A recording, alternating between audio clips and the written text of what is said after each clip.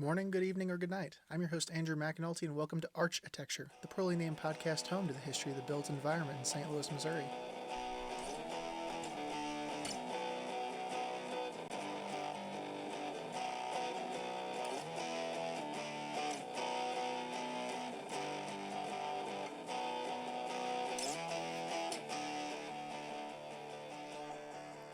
Today I'll be discussing the history of one of downtown's most interesting buildings.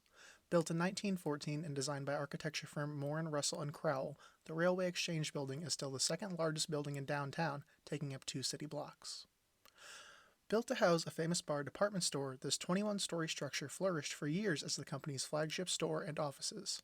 Known for extravagant sales involving parades, Vikings, and more, Famous Bar was a powerhouse in the department store industry through the 1980s. The presence within the building included 10 floors of retail, restaurants, salon, and an auditorium. With the decline of urban shopping, the Railway Exchange was converted, with some surrounding buildings, into what was, at the time, the largest urban mall in America. This mall, one city center, hosted 150 stores and over 1 million feet of retail space, continuing the legacy of this important landmark into the 21st century.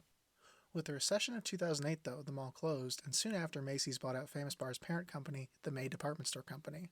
The Railway Exchange Building lived on for a few more years as an urban Macy's into the 2010s, but the building was abandoned in 2014, and it sits in a deteriorating state today.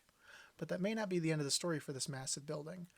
After years of failed redevelopment plans, in 2024 the city of St. Louis began suing the owners of the property, a development firm in Florida, and plans to sponsor redevelopment once the building is in city hands. Join us next week for part 2, where we will discuss the possible reuses of the Railway Exchange Building.